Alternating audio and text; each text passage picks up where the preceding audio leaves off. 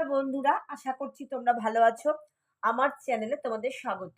আজকে আমি তোমাদের সঙ্গে এই বছরের মোস্ট ইম্পর্টেন্ট একটা কোশ্চেন ফোর্থ সেমিস্টারে cause of failure of the revolt অর্থাৎ সিপাহী বিদ্রোহের ব্যর্থতা, কি কারণে সিপাহী বিদ্রোহ ব্যর্থ হয়েছিল সেটা তোমাদের সঙ্গে আলোচনা করব।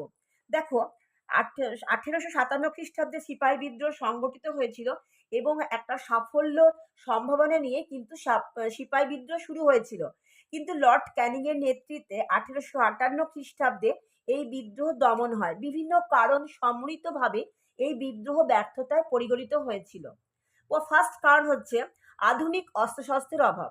দেখো, এই বিদ্রোহ দমন করতে ইংরেজরা কামান, বন্দুক, রাইফেল ইত্যাদি আধুনিক অস্ত্রশস্ত্র ব্যবহার করেছিল।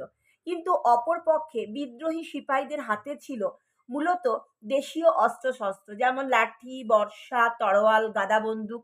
স্বাভাবিকভাবেই ভারতীয় সিপাহীরা অস্ত্রের নিরিখে ইংরেজদের তুলনায় অনেকটাই পেছিয়ে ছিল। দ্বিতীয়ত, যোগাযোগের অভাব। বিদ্রোহীদের পেছনে ব্যাপক জনসমর্থন থাকলেও তাদের পিছিয়ে যাওয়ার একটা মূল কারণ হলো যোগাযোগ ব্যবস্থা না থাকা।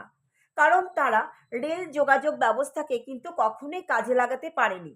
অপরদিকে ইংরেজদের হাতে ছিল রেল পরিষেবা, অর্থাৎ এক স্থান থেকে অন্য স্থানে তারা খুব সহজেই সৈন্য পাঠাতে পারত।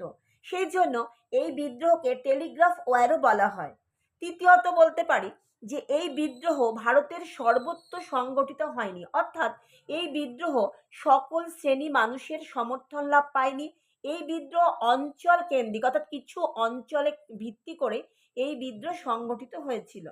ফোর্থ নাম্বার আমরা বলতে পারি যে ইংরেজদেরকে সামান্য কয়েকজন বাদে দেশীয় ভূস্বামীরা সহায়তা করেছিল, যেমন গোয়ালিয়রের সিন্ধিয়া, হায়দ্রাবাদের নিজাম, যোধপুরের রাজা। এরা কিন্তু সর্বস্বভাবে ইংরেজদেরকে সাহায্য করেন। শিখ, গোর্খা, রাজপুত, মারাঠা এই জাতিগুলো কিন্তু এই বিদ্রোহ সমর্থন করেনি। নেক্সট আমরা বলতে পারি এখানে কিন্তু বিদ্রোহীদের মধ্যে যে স্থানে বিদ্রোহ পরিচালনা করার জন্য কোনো কেন্দ্রীয় পরিকল্পনা বা কোনো অর্গানাইজেশন ছিল না। সেই জন্য সকল স্থানে একই নীতি পরিকল্পনা গ্রহণ করা হয়নি, বরং এই বিদ্রোহ বিভিন্ন নেতার নেতৃত্বে একটা আঞ্চলিক সীমার মধ্যে আবদ্ধ ছিল।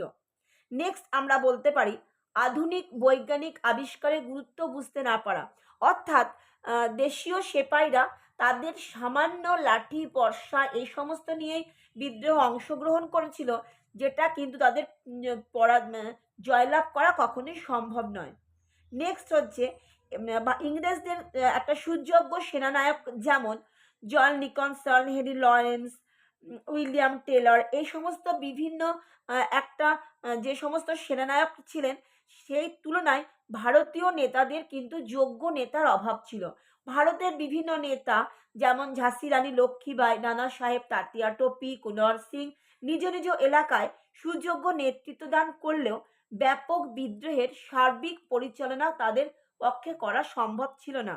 নেক্সট আমরা বলতে পারি যে বিদ্রোহী নেতাদের মধ্যে কোনো সংহতি কিংবা ঐক্য ছিল না। এই বিদ্রোহ বিভিন্ন স্থানে বিভিন্ন সময় শুরু হয়েছিল ঠিকই, কিন্তু কোনো সুযোগ্য নেতা বা কোনো সুসংহতি এখানে লক্ষ্য করা যায়নি। এবং বিভিন্ন ক্ষেত্রে দেখা গেছিল যেখানে বিভিন্ন স্বার্থ, ক্ষুদ্র স্বার্থই এখানে কিন্তু বৃহৎ আকার ধারণ করেছিল। এবং অন্যান্য ঘটনার মধ্যে আমরা মোস্ট ইম্পর্টেন্ট বলতে পারি ঠিক সেই সময় ঘটনাচক্রে চীনে তাইপিং বিদ্রোহ শুরু হয়েছিল এবং ব্রিটিশ বাহিনীর একটা বড় অংশ ভারতে এসে পৌঁছায়। ইংরেজ কোম্পানি তাদের এই বিদ্রোহ দমনের কাজে লাগিয়েছিলেন তাইপিং বিদ্রোহে দমনকারী ব্রিটিশ সেনাদের। অনেকের মতে এই বিদ্রোহের ব্যর্থতার এটাও একটি মূল কারণ ছিল। নেক্সট আমরা সর্বোপরি বলতে পারি যে শিক্ষিত ভারতীয় একাংশের বিদ্রোহ সম্পর্কে একদম উদাসীন ছিলেন। তার ব্যতিক্রম ছিলেন না বাঙালি শিক্ষিত সমাজ, কারণ তারা ইংরেজ শাসনের অধীনে থাকাকেই বেশি নিরাপদ বলে মনে করতেন। তাহলে আমরা দেখতে পেলাম যে সিপাহী বিদ্রোহ একটা মহৎ উদ্দেশ্যকে সামনে রেখে যে বিদ্রোহ তারা অংশগ্রহণ করেছিল তা ব্যর্থতায় পর্যবসিত হয়েছিল। যে এবছরের জন্য এই কোশ্চেনটা ভেরি ইম্পর্টেন্ট। যদি আমার পড়ানো তোমাদের ভালো লেগে থাকে প্লিজ আমাকে লাইক এবং আমার চ্যানেলটিকে সাবস্ক্রাইব করে পাশে থেকো। দেখা হচ্ছে নেক্সট ভিডিওতে।